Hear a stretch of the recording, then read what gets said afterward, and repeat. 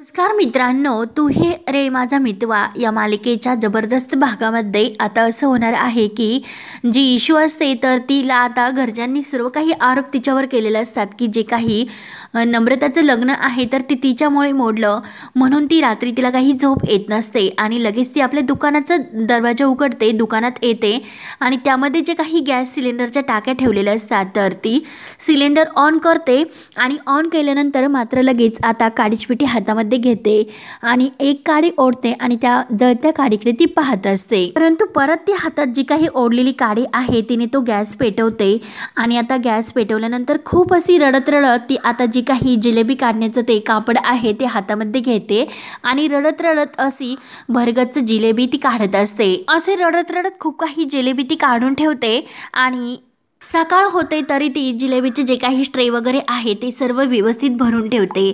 अगदी सर्व पदार्थ बनवून ती जिलेबीच काढत असते, तिचं काम ती करत असते। त्यानंतर मात्र इकडे शिर्के हे अर्णवला सांगत असते, सर तुम्ही सांगितले त्याप्रमाणे सर्व काही प्लॅन झाले, रात्रीची व्हिडिओ कॉन्फरन्स सुद्धा ही कन्फर्म झाली, फक्त मी 1 तास अगोदर त्यांना अटेंड करेल। तेव्हा अर्णव म्हणतो की हो लगेच त्यांना कन्फर्म करून ठेवा। तर शिर्के म्हणतात की हो यस सर।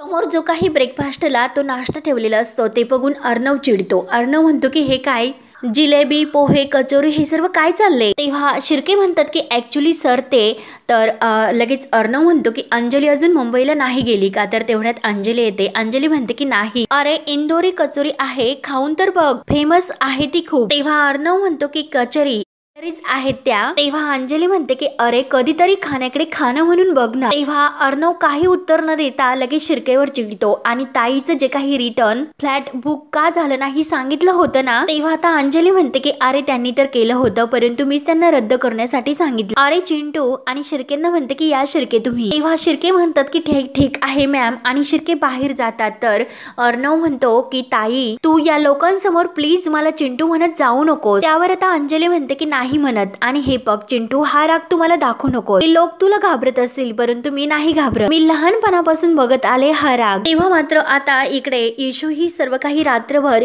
जागी राहून रडत रडत ती जिलेबी तयार करते। तर आता तिथे नमूचे बाबा म्हणजे आपले इशूचे सुद्धा बाबाच असतात तर ते येतात, इशूची ती अवस्था पाहतात। काय इशू रडतच असते। बाबा म्हणतात की इशू, ती एक प्रेमाने तो जिलेबीचा तुकडा उचलतात आणि तिला म्हणतात की घे ग। इशू म्हणते की नाही शेवटी बाबांच्या हट्टापुढं तिला अगदी खुश होऊन तो जिलेबीचा तुकडा खावाच लागतो। बाबांची अगदी लाडाची इशू असते। एका बाप आणि लेकीचं जरी त्यांचं नातं जरी नसलं रक्ताचं तरी सुद्धा मानलेलं ते नातं असतं। बाबा विचारतात की इशू जयू बोलली म्हणून रागवलीस ना। अगं इशू तुला जयूचा स्वभाव माहिती नाही का। अगं तू जशी या जिलेबी सारखी गोड आहेस ना तसा जयूचा स्वभाव हा तिखट आहे, इतकं काय त्यात मनावर घ्यायचं म्हणून इशू रडत असते। तर बाबा तिच्या जवळ येतात, तिचे डोळे आपल्या डोळ्यातील पाणी प्रेमाने पुसतात। बाद झालं इशू आता आणि तिला हाताला धरून खाली बसवतात। तर इशू हसून थोडंसं म्हणते की बाबा। तेव्हा आता इशू डोळ्यातील पाणी पुसते आणि बाबा तिच्या शेजारी येऊन बसतात आणि म्हणतात की इशू अगं आपण विचार सुद्धा करू शकणार नाही असं काल आपल्या घरामध्ये घडलं। अगं तुला जे काही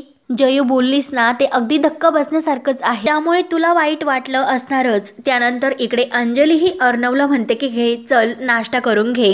तेव्हा आता अर्णव म्हणतो की ताई अगं तुझं काय चाललं हे, तू मुंबईला का जात नाही। तर अंजली म्हणते की कारण मला इंदोरच्या लोकांची काळजी वाटते म्हणून। तेव्हा अर्णव विचारतो की म्हणजे काय ताई। तर लगेच अंजली म्हणते की म्हणजे हा जो काही धुमसता ज्वालामुखी येथे जर फुटला तर मी हवी आहे ना। तेव्हा आता अर्णव इतका चिडतो, ताई कम ऑन यार, आणि उठतो।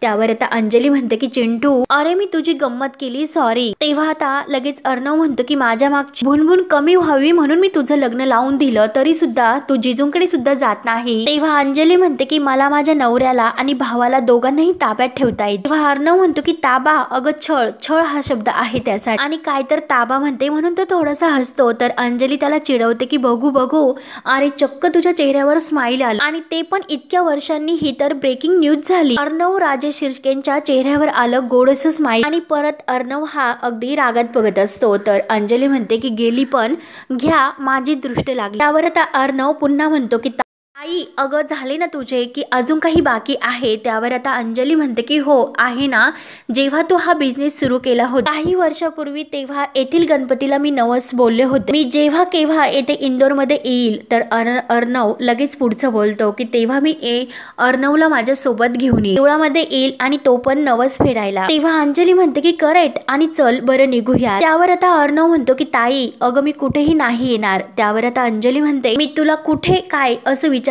नाही, मी तुला सांगते. अरे इतका मोठा बिझनेस तू उभा केला, मग चल ना आशीर्वाद घेण्यासाठी. तेव्हा अर्णव म्हणतो की ताई अगं तुझा आणि आईचा आशीर्वाद माझ्यासाठी पुरेसा आहे. तेव्हा अंजली ऐकायला तयार नसते. अंजली म्हणते की नाही, मला माझ्या भावासोबत तेथे उभा राहून देवाचा आशीर्वाद हा फेडायचा. अरे इतका चांगला भाऊ देवानेच मला दिला. अरे तू फक्त माझा भाऊ नाही, आई वडिलांसारखी माझी काळजी घेतली. माझ्यासाठी आधार या शब्दाचाच अर्थ अर्णव आहे. तेव्हा आता अर्णव म्हणतो की ताई अगं जगा वेगळं मी असं काहीच केलेलं नाही. तेव्हा अंजली म्हणते की अरे अर्णव तू जगावेगळा आहेस. अरे तू कितीही माझा धाकटा भाऊ असला तरी तूच माझी आई, तूच माझा बाबा आहेस. तेव्हा आता अर्णव म्हणतो की ताई माझ्या आयुष्यात सुद्धा दुसरी कोणतीच गोष्ट महत्वाची नाही, तूच मला जे काही आहे ती आहे. तर लगेच आता अंजली म्हणते की मग येतोस ना देवळामध्ये. तेव्हा अर्णव हसून तयार होतो आणि चला ब्रेकिंग न्यूज, आणि अंजली म्हणते की हो हो मी आलेच. तेव्हा अर्णव म्हणतो की पटकन ये आणि तो लगेच बाहेर जातो.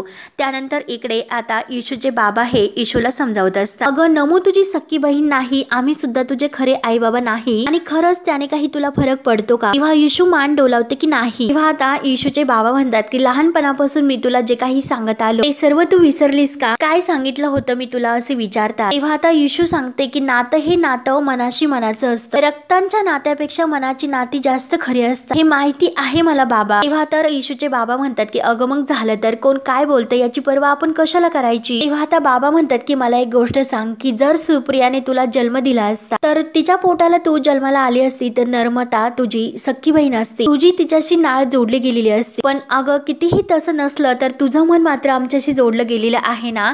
तेव्हा मात्र ज्या काही गावातील त्या दोन बायका असतात तर त्यांना कायम असं उचापती करायची जी सवय असते, तर नेमकं त्यावेळेस त्या दोघी येतात आणि त्या दोघींचं लक्ष आता ह्या दोघांकडे जात, एकमेकींना त्या खुणावतात. तर लगेच बाबा म्हणत असत की अगं तुझं नातं आपल्या घराशी जोडलेलं आहे, आमच्याशी जोडलेलं आहे. तेव्हा लगेच इशू म्हणते की बाबा खरंच अहो हे सर्व मी मुद्दाम नाही केले. तेव्हा मात्र आता बाबा म्हणतात की बाळा अगं मला माहिती आहे, पण एक गोष्ट सांग, एवढी मोठी गोष्ट करण्यापूर्वी आपल्या बाबांशी बोलावं, आपल्या बाबांना सांगावं असं तुला नाही वाटलं का? आणि तेवढ्यात त्या दोघी बायका तेथे येतात की या सगळ्यातून आपले बाबा काही मार्ग काढू शकतात असा विश्वासच नव्हता का? तेव्हा आता इशू म्हणते की बाबा खरंच सॉरी मी चुकले. आणि लगेच आता जयू आत्या आणि सुप्रिया सुद्धा तेथे येतात. जयू आत्याला तर आता इशूला आणि यांना दोघांना एकत्र पाहून खूपच राग येतो. तेव्हा मात्र आता हे इशूचे बाबा तिच्या डोक्यावर हात ठेवतात. तर सुप्रिया आणि जयू आत्या हे पाहत असतात. तेव्हा तिचे बाबा इशूला म्हणत असतात की अगं नाही बाळा, चुकलं तर माझं सुद्धा आहे. अगं त्या लोकांची तर पारखच मी करू शकलो नाही, चुकलंच माझं. असा कुटुंबात आपल्या नमूचं लग्न ठरवायलाच नको होतं. तेव्हा इशू खूप रडत असते. इशू म्हणते की अहो बाबा पण नमुताईचं लग्न तर मोडलंच ना, आणि आईला असं वाटतं की हे लग्न माझ्यामुळे मोडलं. तेव्हा बाबा म्हणत असतात की अगं इशू हे लग्न मोडावं असा तुझा हेतू होता का? नाही ना, तू चांगल्या हेतूने त्या मुलाला भेटायला गेली होती का? मग कोण काय म्हणतं तुला, कोण काय बोलतं याकडे कशाला लक्ष द्यायचं? तेव्हा इशू म्हणते की पण आई, तर बाबा म्हणतात की मी आईला समजावतो. आणि तेवढ्यात मात्र सुप्रिया हे सर्व ऐकत असते. तेव्हा बाबा म्हणतात की हो राग जाईल. इशू म्हणते की खरंच, आणि लगेच ती आपले डोळे पुसून बाबांच्या मिठीत येते आणि खुश होते. बाबा खुश म्हणतात की जिलेबी खायची का अजून? तर इशू म्हणते की हो हो. तेव्हा आता लगेच त्या दोघंही खूप खुश असतात. जयू आत्या लगेच म्हणते की हो छान चाललंय तुमचं, तिकडे नमूचं लग्न मोडून इथे ह्या जिलेब्या खात बसली. तेव्हा आता इशूचे बाबा म्हणतात की जयू अगं काय बोलतेस तू? अगं त्याने दुकान मागितलं होतं आणि आज तो दुकान मागत होता, उद्या त्याने घर मागितलं असतं तर काय केलं असतं? तेव्हा आता जयू आत्याला राग येतो. जयू आत्या म्हणते की दादा तू कायम हीचीच वकिली करत बस. तेव्हा आता इशूचे बाबा उठतात आणि हे बघ जयू. तेवढ्यात आता ज्या समोर बायका हे सर्व ऐकत असतात तर त्या लगेच ह्या संजय दादांना म्हणतात की तुम्ही बरोबर बोललात संजय दादा, तुम्ही हुंडा देण्यासाठी नकार दिला. अहो या हुंड्यामुळे माझी बहीण मी गमावली, आणि जर त्यावेळेस आम्ही नकार दिला असता तर आज ती जिवंत असते. तर दुसरी म्हणते की हो ना, वाईट गोष्टींना विरोध करण्यासाठी हिंमत असावी लागते आणि ती हिंमत तुम्ही दाखवली, त्यामुळे नम्रताची काळजी तुम्ही करू नका. तिला छान असा मुलगा मिळेल आणि आमच्या सर्वांचे आशीर्वाद तर तिच्या पाठीशी आहेत.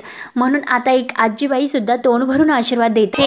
ऐकून तर येशूला खूप आनंद वाटतो आणि बाबांना सुद्धा खूप आनंद होतो. बाबा म्हणतात की खरंच छान वाटलं तुमचं हे सर्व बोलणं ऐकून. आणि येशूला म्हणतात की ऐक, मी काय सांगितलं होतं, आता हे मनाचं मनाशी असतं आणि रक्ताच्या नात्यापेक्षा ही जोडलेली मनाची नाते ही जास्त खरी असतात. तेव्हा आता येशू ही बाबांना खुणावते आणि म्हणते की बाबा आई. तेव्हा बाबा म्हणतात की तू काळजी करू नको, मी समजावतो तिला, तू काही टेन्शन घेऊ नको आणि चला आता आवरा लवकर, आपल्याला गणपतीच्या दर्शनाला तर जायचं ना. तेव्हा आता येशू म्हणते की हो खरंच मला तर गणरायचं गणोबाप्पाशी खूप काही बोलायचं. तर बाबा म्हणतात की चला चला, पण जयू आत्याला खूप राग येतो. रागातच जयू आत्या तिथून निघून जाते. तेव्हा आता बाबा खुश होऊन येशूला आपल्या मिठीत घेतात. तर येशू सुद्धा बाबांच्या मिठीत खुश होऊन येते आणि विचार करत असते की आईला मात्र बाबा आता कसे मनवणार आहे. त्यानंतर आता इकडे अंजली आणि अर्णव सुद्धा हे गणपती बाप्पाच्या दर्शनाला निघतात. त्यांना तो नवस फेडायचा असतो. ते बाहेर येतात तर अर्णव ताईला म्हणजे अंजलीला म्हणतो की खरंच तुला चांगलं माहिती आहे की मला कसं मनवायचं. अंजलीला हसायला येत असतं तर अर्णव म्हणतो की हसू नकोस, फक्त बोलतेस आणि जिजूंना तू कधी असं मॅनेज नाही करत. झाला ना तुझा त्यांच्याशी फोन.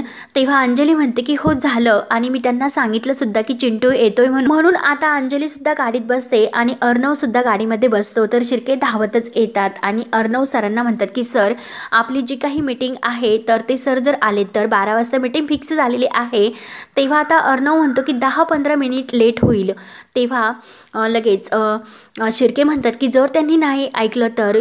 अर्णव म्हणतो की मग मीटिंग कॅन्सल करून टाका, मीटिंगपेक्षा माझी ताई माझ्यापेक्षा जास्त महत्त्वाची आहे. तेव्हा अंजली तर खुश होते आणि लगेच ते गाडी घेऊन तिथून निघून जातात. त्यानंतर आता येशू ही घरात येते तर नम्रता आपल्या रूममध्ये सर्व काही तिच्या लग्नाची साडी वगैरे वस्तू तिने काढून ठेवलेल्या असतात आणि एक एक वस्तूकडे ती बघत असते. तेव्हा मात्र आता तेथे येशू येते आणि येशू लगेच आपला चेहरा ओळवते. तर नम्रता तिच्याकडे पाहते आणि तिच्याजवळ येते. तेव्हा नम्रता तिला विचारते की काय कुठे होती येशू तू जिलेबी करत होतीस ना. तेव्हा मात्र आता येशू फक्त खूप रडत असते आणि ती नम्रताला म्हणते की ताई मी तुला खरंच सांगते की मी खूप कोशिश केली, म्हणजे प्रयत्न केले. अगं मी जिजूंशी सुद्धा बोलले होते, त्यांना तयार सुद्धा केले होते आणि ते सुद्धा म्हणाले होते मी सर्व काही मॅनेज करतो म्हणून, परंतु मला असं वाटलं होतं की सर्व काही एकदम असं बढिया होऊन जाईल. त्यामुळे ताई खरंच मला माफ कर ग. तेव्हा नम्रता म्हणते की अगं येशू तुला माफ करावं असं काही तू केलेलं नाही ग, तुझी मात्र एक चूक झाली. अगं तू त्या मतलबी माणसाला अजून सुद्धा जिजू म्हणते. तेव्हा आता येशू म्हणते की म्हणजे काय. तर नम्रता म्हणते की अगं येशू त्याचं दुकान फक्त त्याच्या आई वडिलांनाच नाही पण त्याच्या स्वतःला सुद्धा ते नावावर करून घ्यायचं होतं. तेव्हा येशू म्हणते की काय सांगतेस ताई.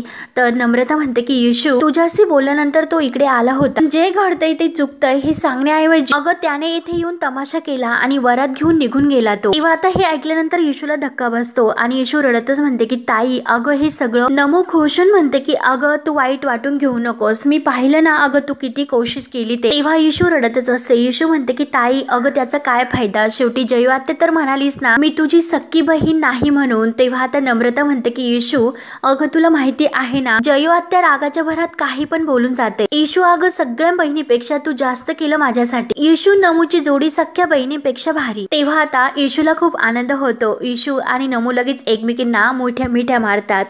तर येशू खूप खुश होते. नमू म्हणते की चला आता आवरा, देवळात जायला उशीर होतो की नाही. तर येशू खुशून म्हणते की हो अब्बी तयार होती, हो आलेच. तेव्हा आता येशूचे बाबा म्हणजे संजय, सुप्रिया आणि येशू नम्रता हे गाडीमध्ये बसून देवळात यायला निघतात, परंतु गाडी अचानक मध्येच बंद पडते.